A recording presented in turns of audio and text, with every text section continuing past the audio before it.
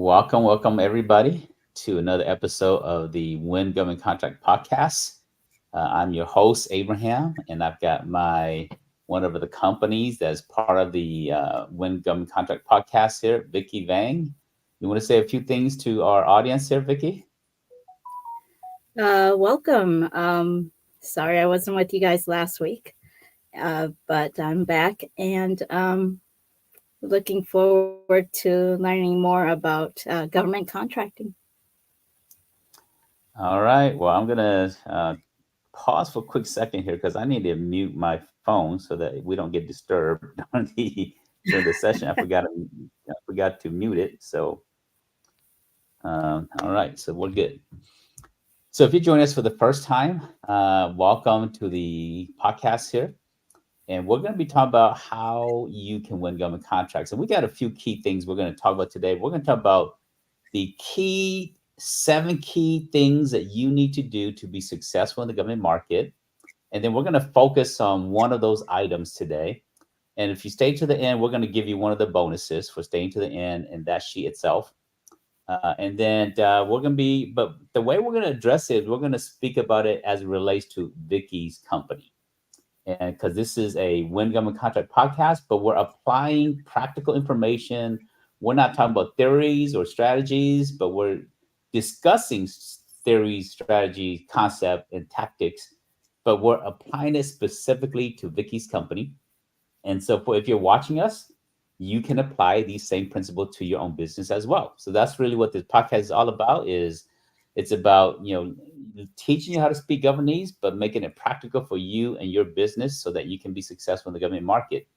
Now we've been meeting for probably about 3 months now, and so if we're a little bit further along. So if you're kind of new to the podcast here, go watch some of the replays, so to kind of get caught up to where we are. But if you're here, please stick around.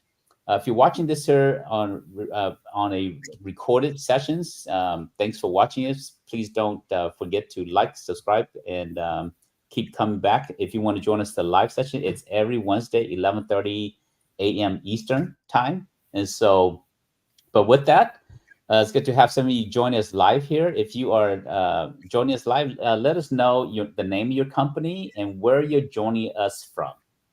Tell us the name of your business and where you're joining us from, and that way I'll have a little bit of context. This is two parts to this podcaster. The first component is we speak specifically about strategies and tactics for Vicky's company, but at the same time we will open it up so that you can have time to ask questions and see how it applies to your business as well. So let me go ahead and share my screen, and we're going to go and talk about, I'm going to give you the general overview of what we're going to be talking about today. So Jason, thanks for joining us. And you are in the DC market. Okay, so the DMV, that's contract capital of the world. So thanks for joining us. If you know what DMV stands for, let us know. So I'm teaching you guys some governance word. What is DMV? Now, Jason, you should be familiar with that. DMV and NCR, right? Part of it is what is DMV and NCR as it relates to government contracting, and it's not the Department of Motor Vehicle. That's let me eliminate that immediately. DMV, NCR.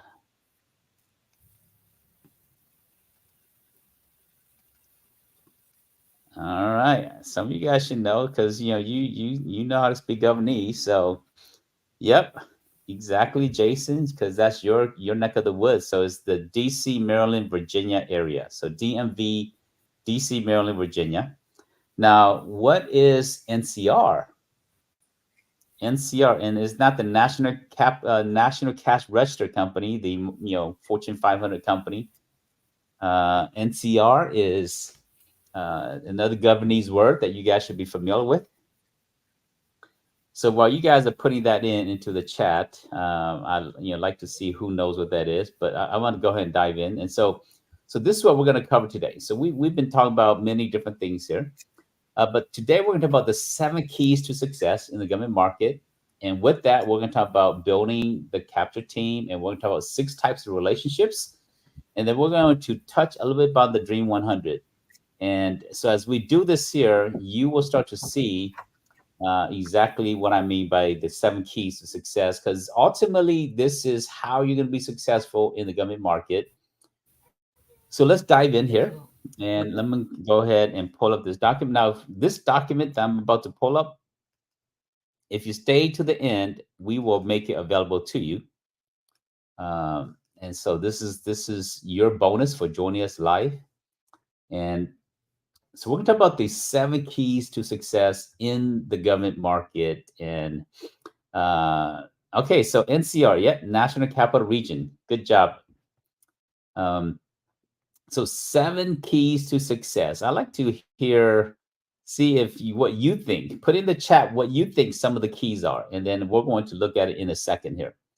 What are some of the keys to success? And now there's many keys, but I'm only going to cover the top 7 today.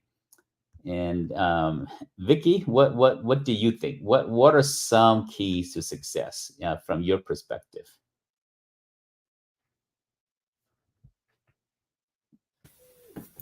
7 keys to success. I believe Yes. one of them is One. Mhm. networking.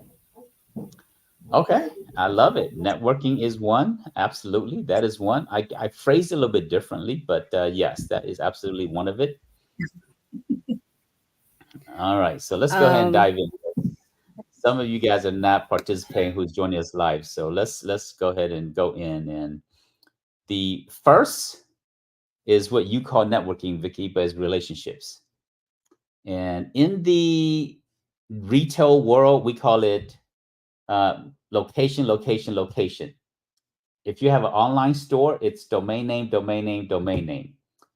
If it is related to government contracting, it's about relationships, relationships, relationships. And this is the highest, most important key to success in the government market.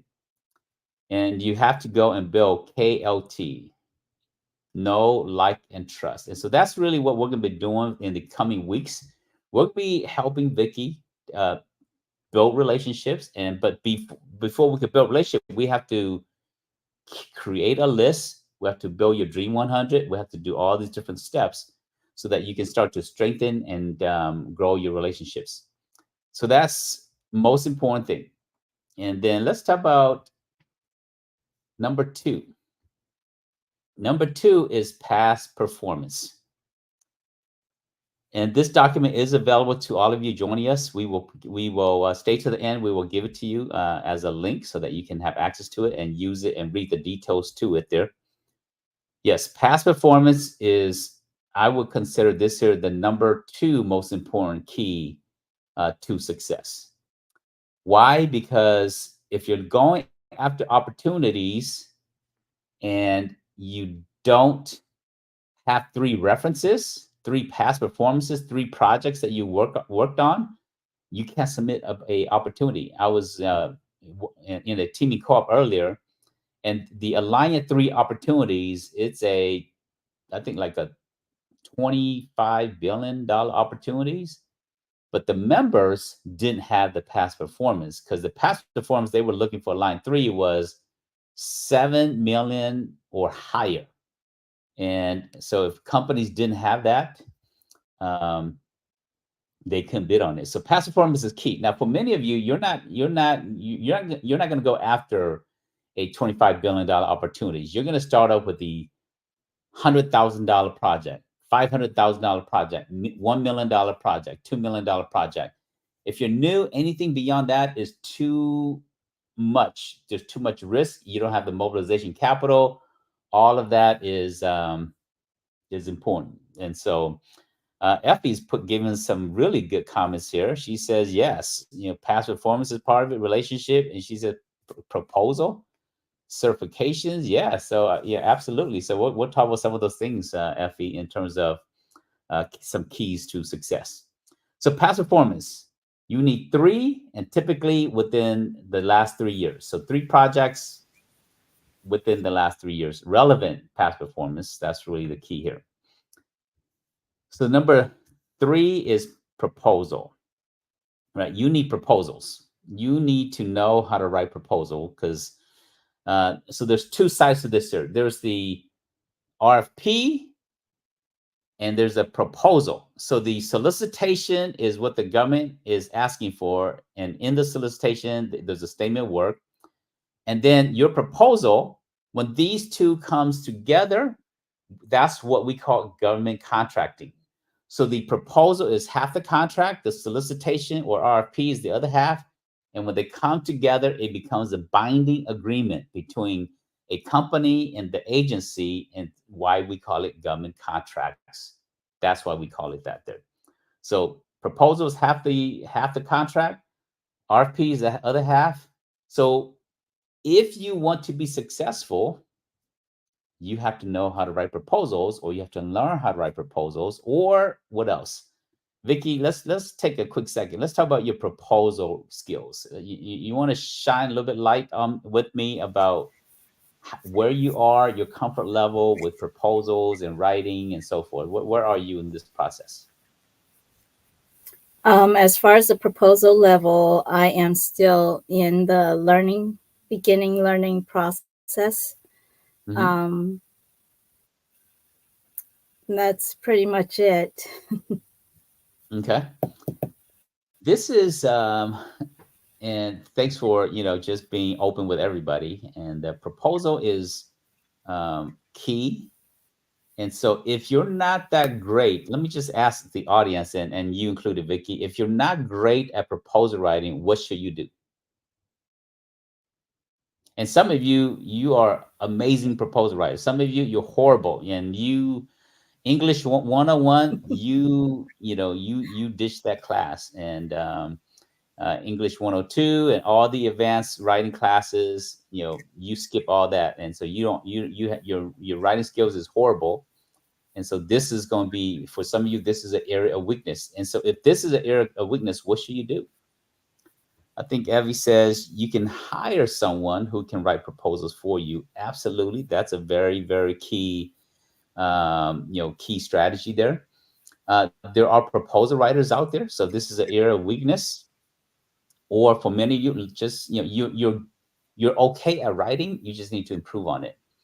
And proposal writing, there's two components to proposal writing. There's the what I call the technical writing side to it, and there's the creative or persuasive writing to it there.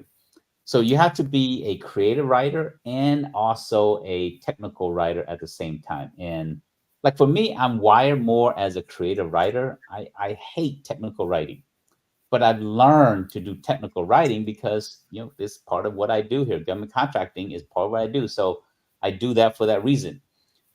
But you have to blend. If you're weak on the technical side, you have to increase your skills. If you're weak on the creative or the persuasive side, you have to increase that side of it. And so you really need both sides of the writing to be able to be more successful in the government market. Like you may be very strong technically as a company, but if you don't know how to wordsmith your technical with persuasion and with creativity and creative writing to convince someone that you're the most qualified company, you still may not stand a chance. So you need both sides of it. And today is not a training on proposal writing. We're talking about the 7 keys that you need to have to be successful. Now, these are not the only keys. These are the top 7 to be successful in the government market. So we talk about relationship, we talk about past performances, we talk about proposal. And if you're, one other comment about proposal, if you're not great at proposal writing, you can hire proposal writers. Now, GCA, we do have proposal support services. If you just go to our website, and via our production manager can put that into the site there. I actually put the link to the proposal membership option there. And so we can support you that. Or if you're going to hire someone, typically proposal writers going to the if you use like Upwork or Fiverr, it's going to be somewhere about $20-$25 an hour. If you use someone that's based in the US, you're probably going to pay about $50 an hour to about $150 an hour. Most proposal writers, they charge you by the hour. And so what we've done is GCA, understanding the challenges of small business, we actually do flat rate pricing. So you'll never pay by the hour. unless it's a big project. But in terms of standard proposals, we do flat rate. Next, number 4 is certifications. Now, notice certifications is not number 1. Most people think certification is the most important strategy, most important keys to success. It's not, because you can have a piece of paper that says you're WSB certified. You can have a piece of paper that says you're HubZone certified. You can have a piece of paper that says you're MBE or SWAM or HubZone or 8A. Doesn't matter. It's still a piece of paper. If you don't know what to do with that, it does not matter. So relationships is the most important. And what I do is I put this in the order of what I feel are the most important and the highest priority in terms of what you need to do as a business to succeed in the government market. So yes, certification is important, but not the most important. So this is key, but not the highest. And then contract vehicles. I think Effie mentioned that earlier. Having large contracting vehicles is important. Whether right now we have the Alliant 3. It's out right now. We have NASA Soup that's out right now. We have the NITAC with NIH. I think that is a multi-billion-dollar opportunity as well. That's out right now. So there's some big contracting vehicles out there. And so if you're interested in these big contracting vehicles, you get them. Typically, they're 5 years or 10 years. Some of them are 7 years. I've seen one for 12 years. And so if you get onto these big contract that's out there and you have it for 12 years, that's powerful, right? Contracting vehicles is a key. Now, certifications is a type of contracting vehicle. So let me give you a quick definition of what is a contracting vehicle. No, it's not a Hummer. It's not ATV. It's not an airplane, right? Contracting vehicle is just a method of how government contracting officer buys from you as a business owner. So it's a method of purchasing from businesses. That's the shortest definition of what a contracting vehicle is. Now, every agency, they choose to have different type of vehicles of how they buy from businesses. And so sole source is a type of a contracting vehicle. Set aside for small business is a type of contracting vehicle, or simplified acquisition is a type of contracting vehicle. So all these are different type of contracting vehicles. This is important. And then let's go on to number 6. Number 6 is image. It's your brand. So let's talk about your brand and your image a little bit. The government is risk averse. They don't like taking risk. And so if they're going to choose between a company that has from a optics perspective, and I'm purely talking about image, I'm just talking about optics. For example, if you're using a Yahoo email or a Gmail, or if you're using a Hotmail, and God forbid AOL, if you're still using AOL, please join the 21st century and ditch AOL.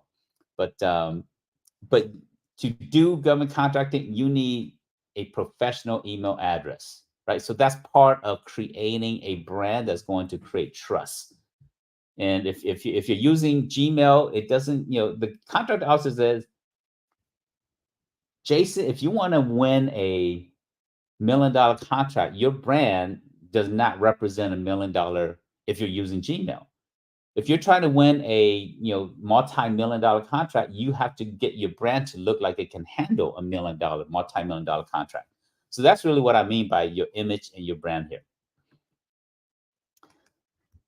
And there's different types of brand collateral or marketing collateral that you will need out there: capability statements, capability video, capability brief, capability website, your SAM profile, your DSBS profile, and many other different things.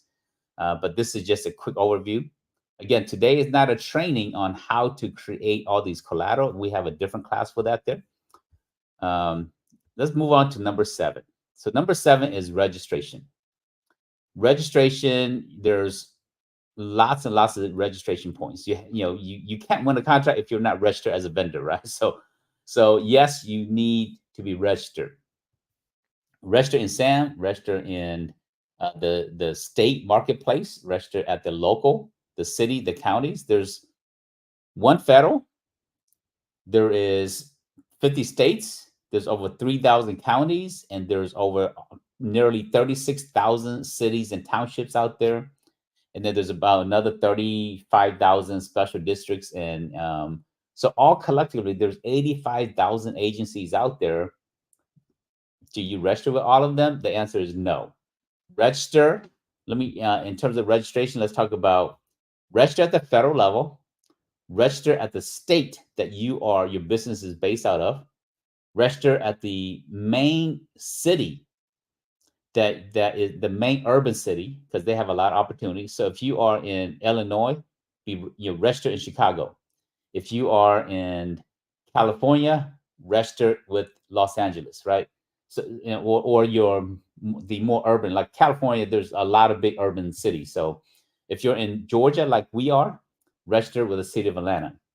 So federal and SAM.gov, the state, the city, the main city that you're closest to, and for some of you, if you're in a city that is decent, that's not too small, register in the city that you're specifically living to. Like for example, I live in Lilburn, and if my business wants to do work, I can register as a vendor with the city of Lilburn and the city of Atlanta. So, and then the last is the county that either your business is based in or the main urban county that you're closest to.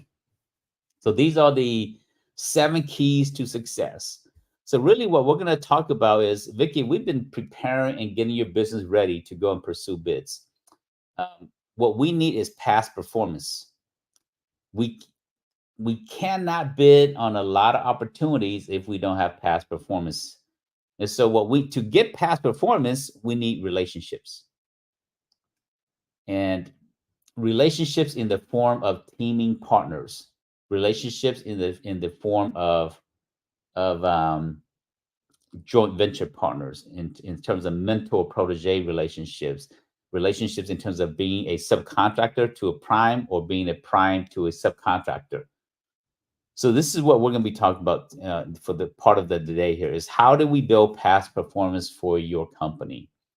And because you're newer, you don't have a lot of company past performance. Now, let me break down past performance for a quick second here. Past performance is not your individual experiences.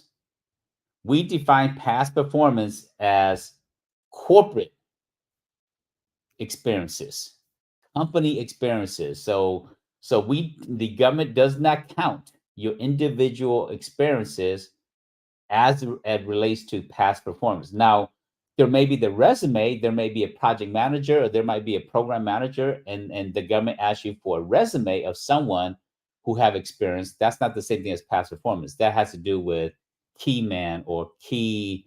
Sometimes they may ask for a key person to be part of the requirement. But for past performance, they're talking about company experiences. Now, for some of you who are newer, you don't have a lot. If that is the situation, then you need to borrow, or you need to have a teaming partner and use their past performances to meet the qualification of the opportunity itself. Now, you're not going to lie to the government and says, "Hey, these are my past performances. These are my company." That's called fraud, right? And you get in trouble for that because when they reach out to the reference and the reference says, "I have no idea who Alpha Pro is," that becomes an issue. So when we're talking about past performance, if you have a teaming partner, you will say, "This past performance is my teaming partner's past performance, and this is their company name." So you actually disclose it as that to meet the requirements, and that's part of normal. Contracting officer, they understand that, and they count your teaming partner's past performances as part of the to meet the requirement of the 3 references there.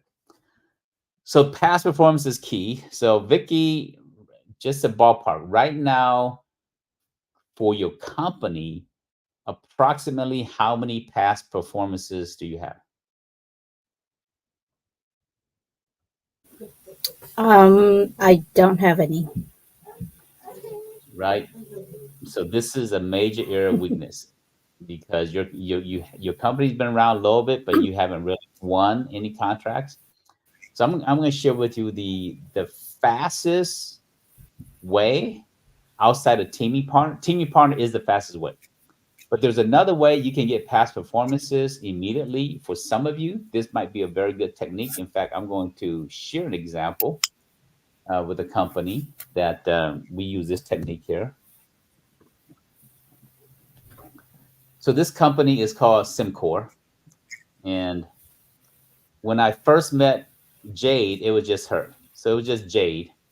And I said, Jade, you are, you don't have a lot, you have a lot of individual experiences, but we need to um, build past performances for your company. Part of it is we got to make you look bigger, right? So we added her husband, and then now she's actually grown her company, and so she's added more people to her team now. But so when she first started, she didn't have a lot of experiences or past performances. The first thing we did was she was working on a project, and we turned the project, instead of independent contractor 1099, we turn it into a corp to corp. You guys understand that?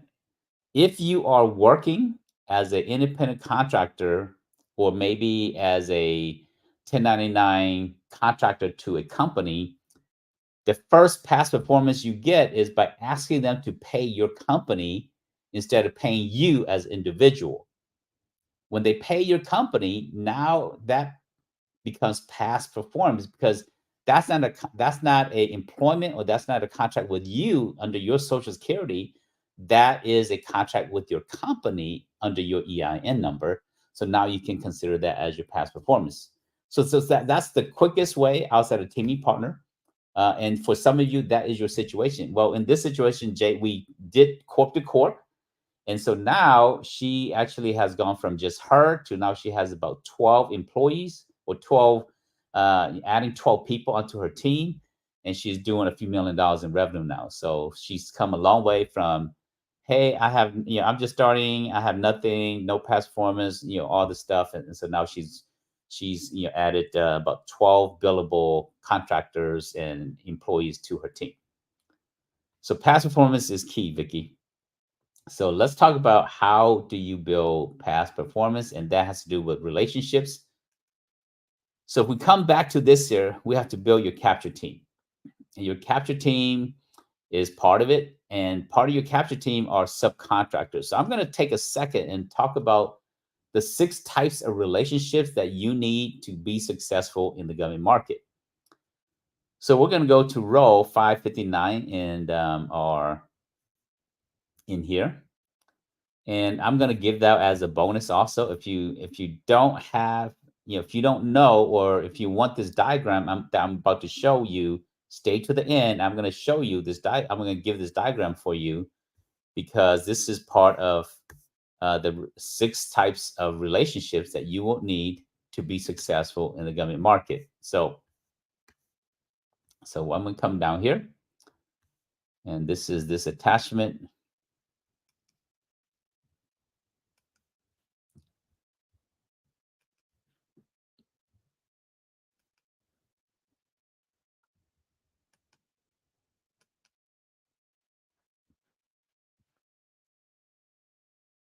All right, so we're going to go through this here. Let me do it individual. Yep. Okay. So there are 6 relationships that you need. Now you're the vendor, you're in the middle. All right, so Vicky, you graduated from the CCM program. So I'm gonna quiz you a little bit, see how much you retain what you learned from class. and this is how you keep refreshing yourself, and you keep, you have to stay sharp all the time. So if you don't remember, that's fine, but I'm going to quiz you. So let's talk about the red circles, and let's talk about the blue circles. So the red circles are relationships that you need in the government marketplace. The blue circles are relationships you need in the private sector or the commercial market. So as a vendor, you need 6 types of relationships. So this top red circle here, Vicky, what is this relationship that you need?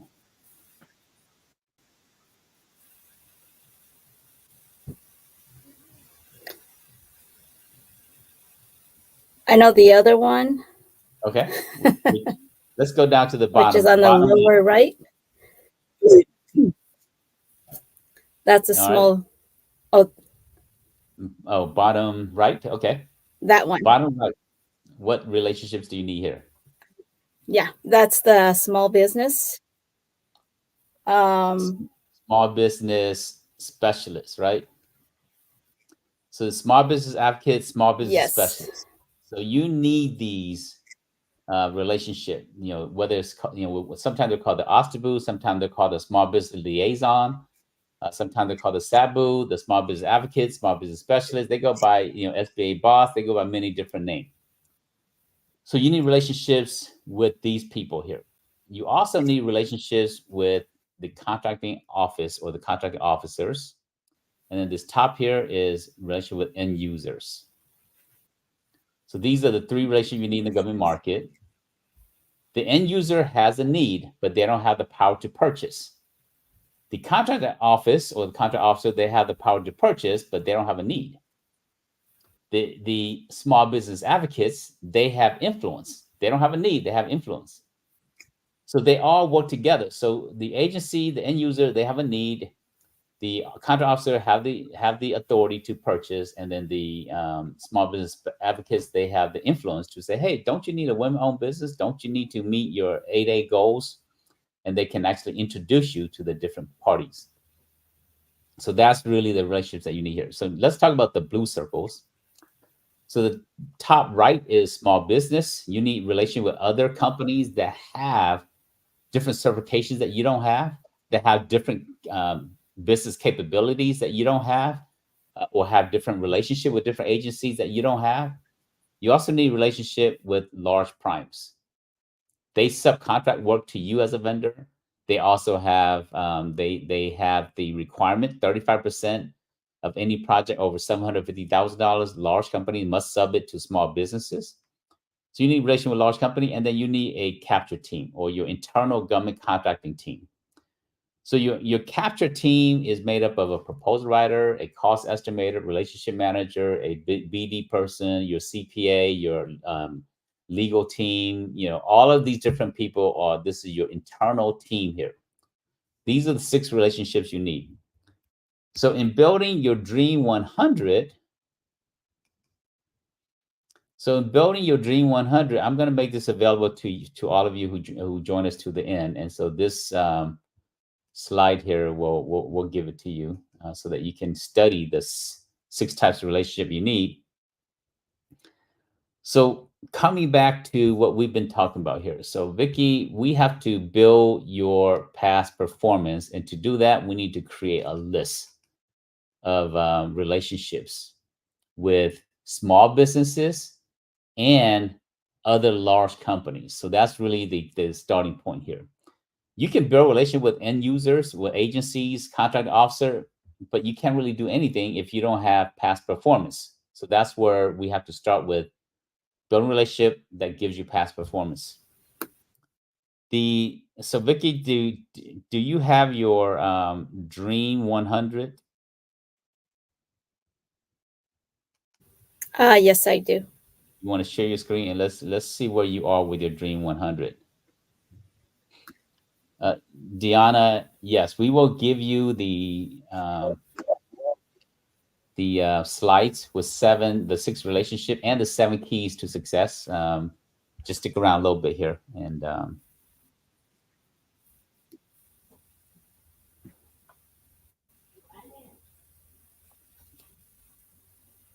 so what we're trying to do is, we have a Dream 100 list, and Vicky's on it a little bit. It needs to we need to continue to add to it so that we can go and build relationships for Vicky.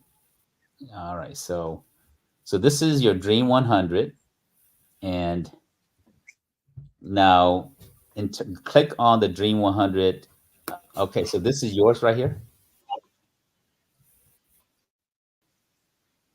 Yes, it is. Okay, so it's early on. It's just a skeleton. The Small business specialists. We don't need any of that. What we need is we need other small businesses so that you can team with them. And we need large primes so that you can team with them or you can borrow their past performances because that's really what we're trying to do. So scroll up scroll up on your Excel sheet here. So that's really what we're looking for, right? We're looking Yep. for um, scroll down a little bit. We're not focused on the agencies. What we're looking for is large companies and other small businesses.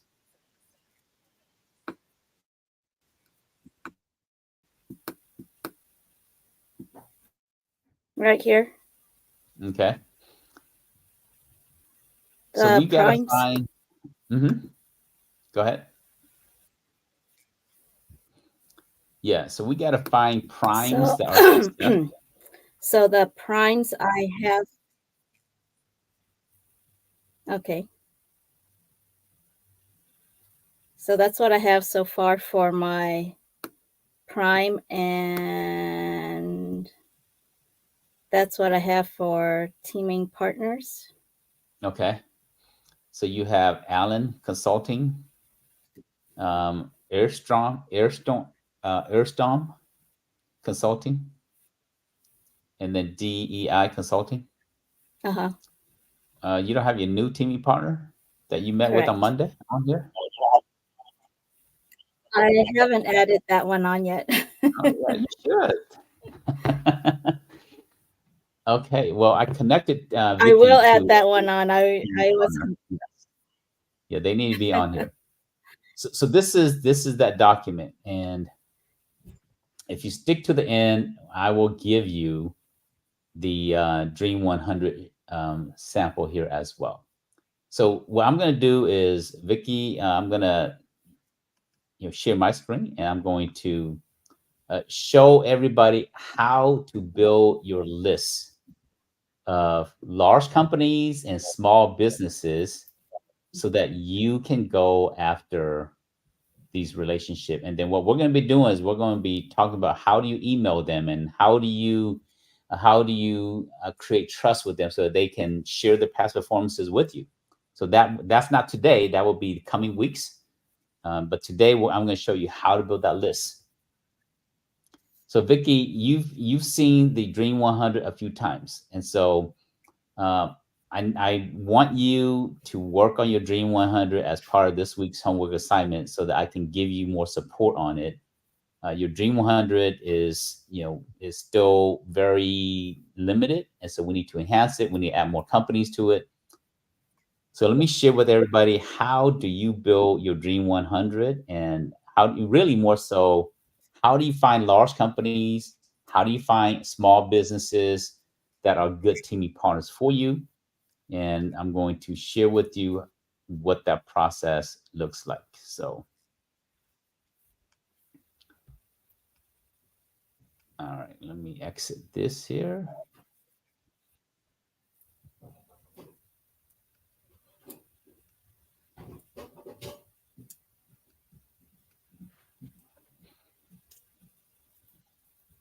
All right, come on.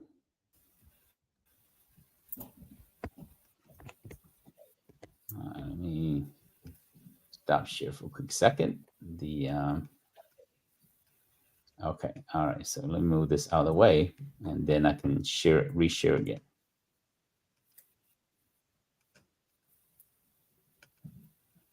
All right. So step one, you want to go to USA Spending. All right. So for some of you joining us, I will use your company as an example. Give me the primary NAICS code for your company. First person to give me your primary NAICS code, we'll use that as an example here.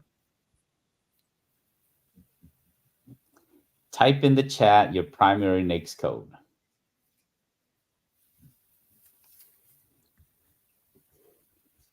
Nobody knows the primary NAICS code. All right, we got to teach you how to do, how to speak governing. Okay, Effie, good job. 561,730. So the way I'm going to use USA spending is I'm going to check 1 year. I don't want to check, I want to check the most completed fiscal year, which is 2023. And what I'm trying to see is how much contract was awarded in my primary NAICS code for the last fiscal year.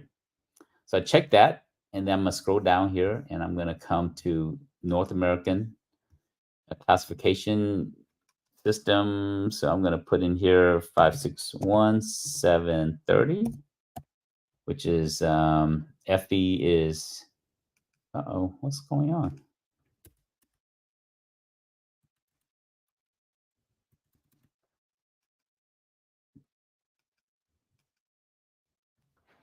Okay, so, okay, all right, it's loading up now. So 561,730.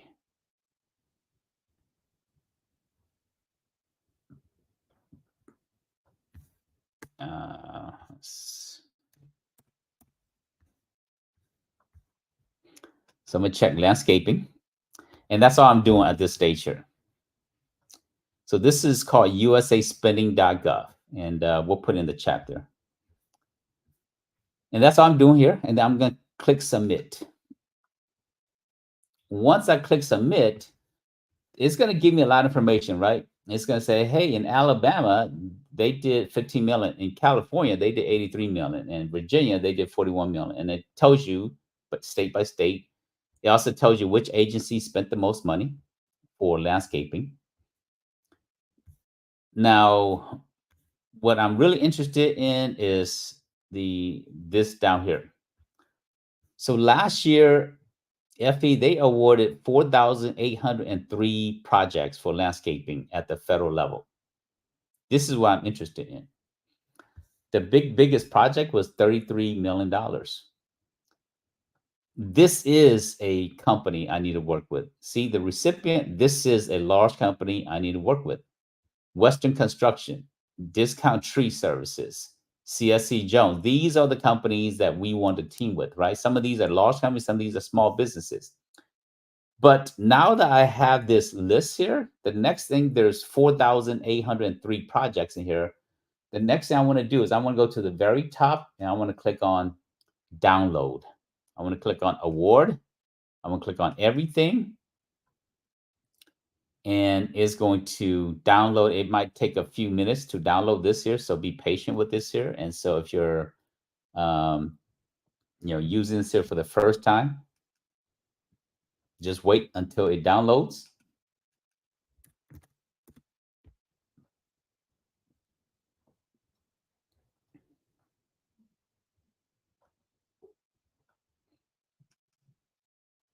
It's still working.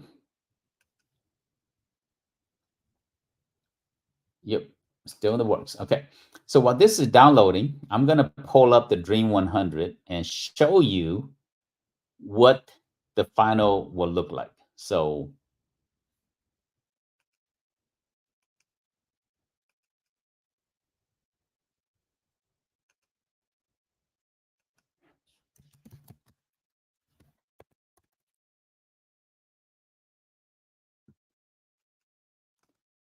and if you're joining us, I'm going to make this available to you right now because my production manager does not have this link. So I will give it to you guys right now just for joining us.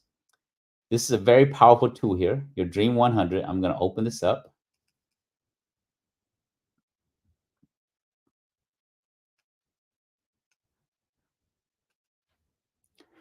And so in the Dream 100,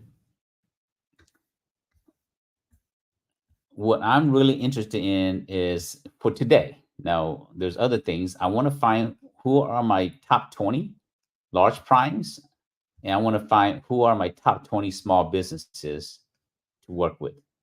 And so the way I do that is I go to the USA spending sheet that I've extracted, and it's going to look like this here. It's going to have a whole bunch of rows and a whole bunch of columns. But what I really want is I don't want to I don't want to see every column because not every column is important. So I want to look at the total obligated column. So what I do is I hit column A, B, C, D, E, and I just kept column F. And then I want the award sub-agency name because I don't want the DOD. DOD is too big. I want the VA or I want the Army and so forth.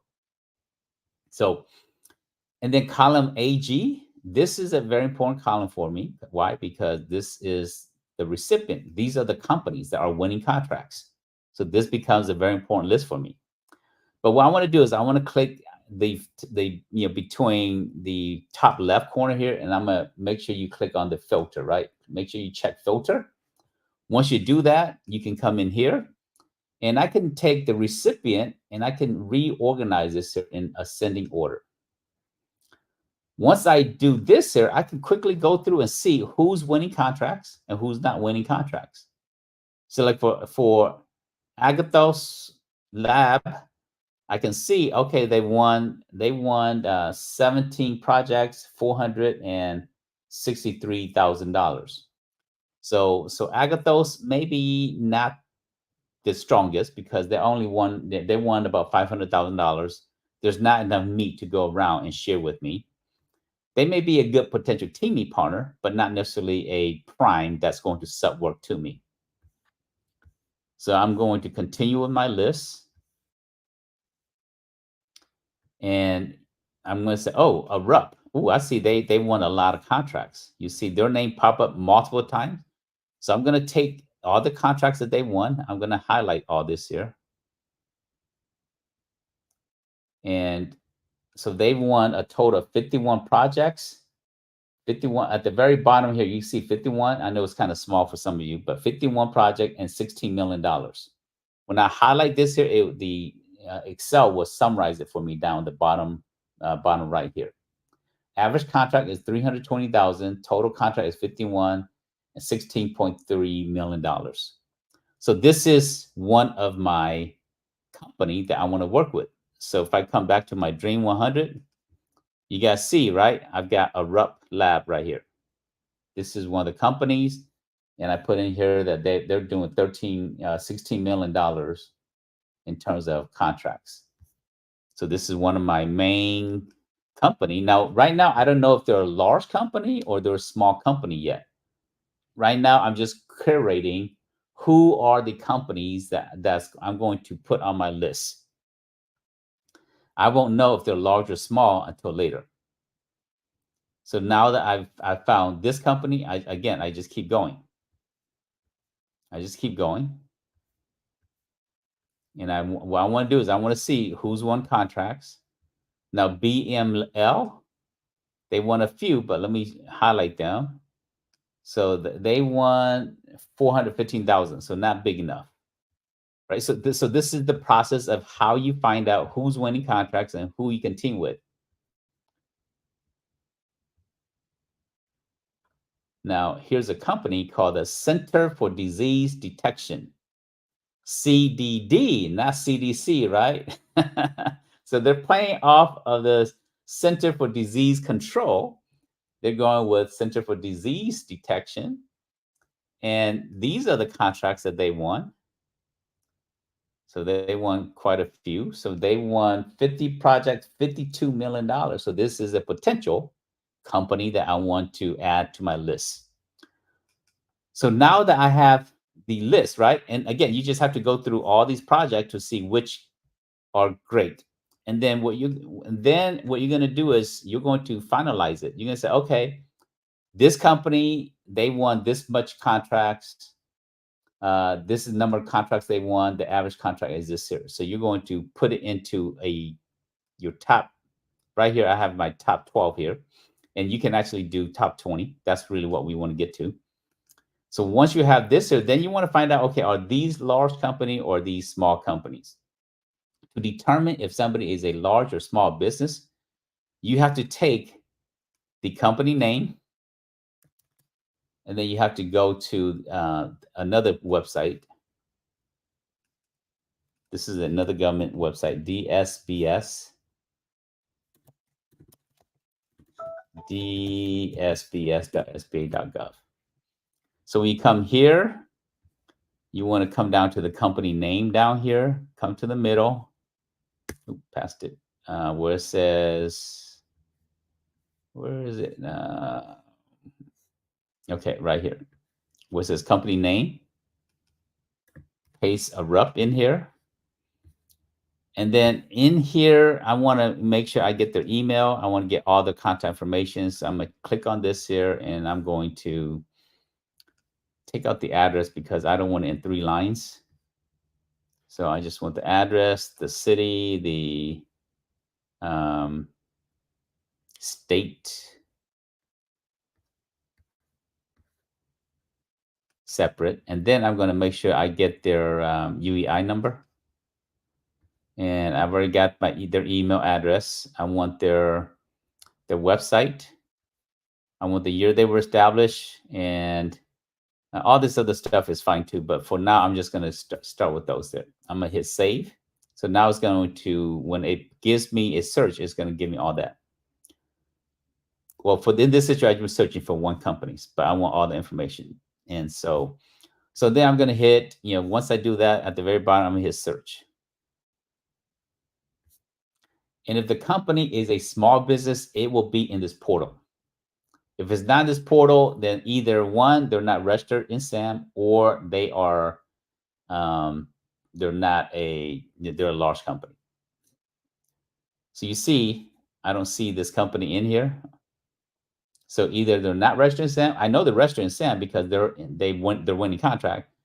So if I don't find them in here, that means they're a large company. So that's really how I use this list here.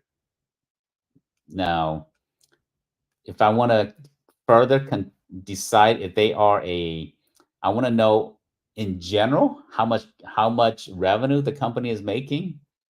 So I would take Center for Disease Detection. I'm going to take this company as an example. I'm going to go to Google. I'm going to paste it in here, and I'm going to put it in here. I'll put the company name, and then I'm going to put quotation around it so that it will pull specific. I'm going to put Zoom info. Now, don't go to Zoom info and search it there. If you do the way I'm showing you here, you don't have to subscribe to Zoom info. Now, if you want to subscribe to Zoom info, feel free to do that there. But so now I have Zoom info, the information here. And voila. If I come in here, they're approximately, now again, this is not 100% accurate, but it gives me an idea of where this company is. So potentially this company is $21 million. They're out of San Antonio, Texas. And there's a phone number here, and I can come in here. Now, if you subscribe, you can actually get their email address here if you subscribe to Zoom info. But there's a better alternative. I'll share with that another day because we don't have time for me to show you that there. So that's how you determine if somebody is a large or small. Once you do that, then you can come in here and you can say, okay, now I've got these companies, and I'm going to add these company to my teaming partners here as my, some of the companies that I'm going to do work with. So Vicky, for this week, I want you to build a list. I want you to go to USA Spending. I want you to extract your NAICS code list, just like this here. And then, because all these different companies, I'm going to show you how to market to them in another week. So let me go to the USA Spending, and let's see if this list is done. It's taking a minute, so USA Spending is kind of slow today. So yeah, the list is not done yet. But it's going to look like what I showed you here. It's going to look like this with a whole bunch of rows, whole bunch of columns. You just need to go to the, now the column may be different, but really the the recipient is really what the recipient name is really what you're looking for. Do you have any questions on this, Vicky, in terms of pulling this list, downloading it, and then start looking for who are the companies that are winning contracts so that we can start building a campaign to engage these companies so that you can borrow their past performances? You have any questions on this?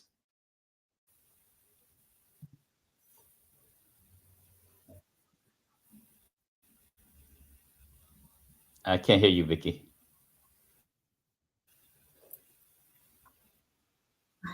I don't have any questions. Okay. So my goal for you is to get one is to get the whole list, and then two is to get 20 large companies and 20 small businesses, and then I'm going to show you what to do with that with the list. Now, for some of you who are joining us live, you can do the same thing, right? I'm working with Vicky, coaching her live, but for many of you, you can do this for your business also, and do the same thing. So the other thing, Vicky, that I want you to do is uh, take that, put it into the Dream 100, and then next week we're going to talk about how you can market and start getting some of these relationships going. All right, so let's to all of our guests who's joining us, let's see if they have questions, and let's address some of the questions that people have. So if you have questions, let us know about anything that we've covered. At this time here, my production manager, please make available to everybody the 7 keys to success in the government market, and also make available to everybody the relationships. I think I have that. Let me get that to everybody. I already gave everybody the Dream 100. So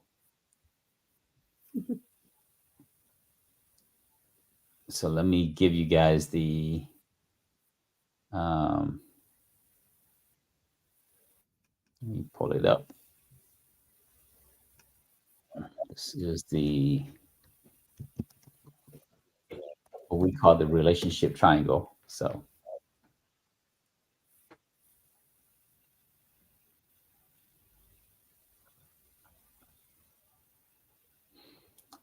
relationship.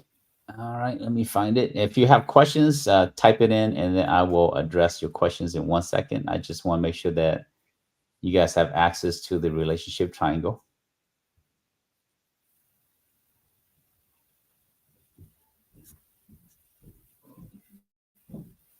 Okay, so let me get to the PowerPoints. Lots of documents here, so I can't scroll. I have to move. Woo.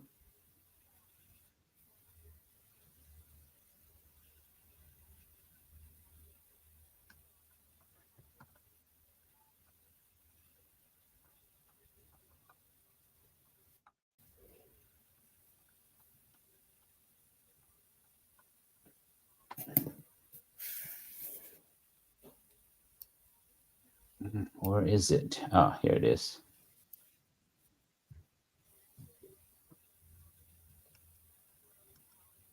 All right, I got it.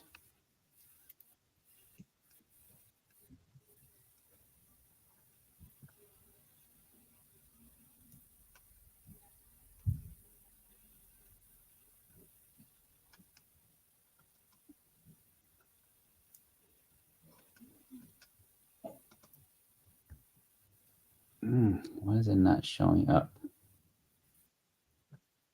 Share. Nope, that's not what I'm trying to do.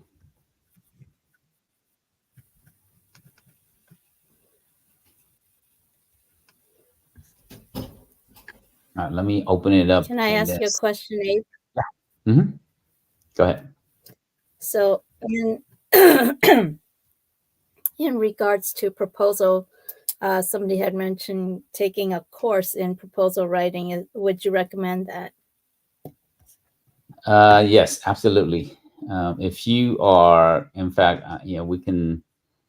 Um, Proposal writing is, there's two key people you need. You need a capture manager and you need a proposal writer. So if you're going to be, very strong in the government market, you absolutely need the that component of it. If you don't have that component of it, then you're going to be in a weak place as it relates to um, growing your company. So, and I'll share with you proposal resources. I'll share with you the best proposal resource you can have out there. And the best type of relationships that you can, or proposal is go. In fact, I'm going to share my screen here.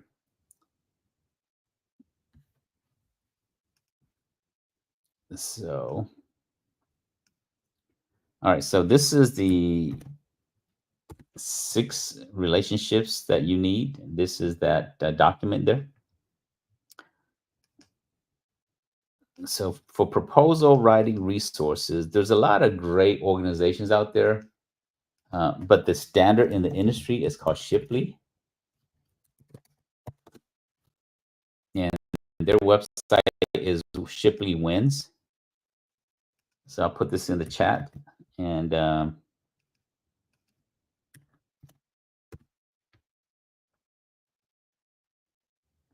so Shipley Wins. This is the industry standard for proposal training.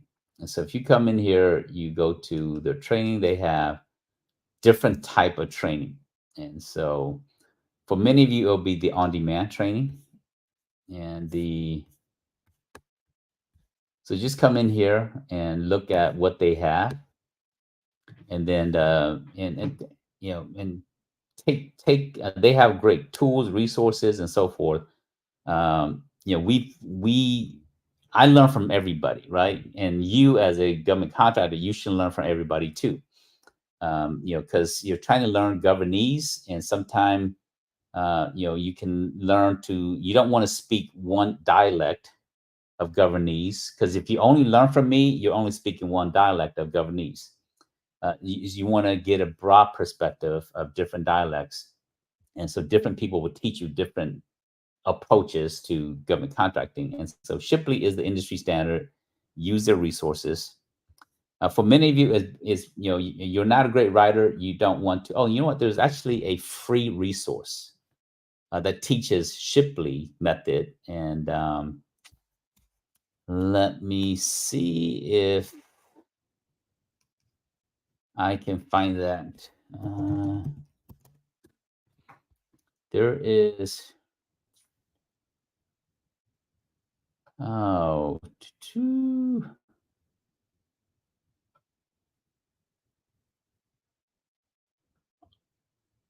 oh man, I'm trying to see. I don't see it anymore. There's a nonprofit, and what they do is every year they have 2 cohorts, and they teach,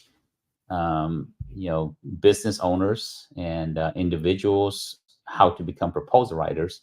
But because they're nonprofit, they teach the Shipley method for free. So I'll see if I can find it and share it with you guys another time. But so other questions? Any other last minute question before we wrap up? So we are not able to see any of the links that Aram asked to the chat. If you don't see any of the links, send us an email, and send us an email to info@govcontractors, and we will be more than happy to get it to you. So any other final questions before we wrap up? So Vicky, your homework assignment for this week, work on your Dream 100. Yes, I do. Okay. Well, everybody, thanks for joining us for another episode of Win Government Contracts. This is a live coaching session helping Vicky specifically around her company, but all of you joining us, you get the help as well. And stay tuned for another episode. Join us next Wednesday, 11:30 a.m. Eastern Time, and we will do another session. And we're going to be working on, in terms of crafting Vicky's email, taking the lists and how to find email addresses with the list, and then using that to actually go out there and use the different email marketing tools, and then ultimately the script to reach out to these companies. And so join us for another session, and we will see you then. Vicky, thanks for joining us, and have a good one. Thank you.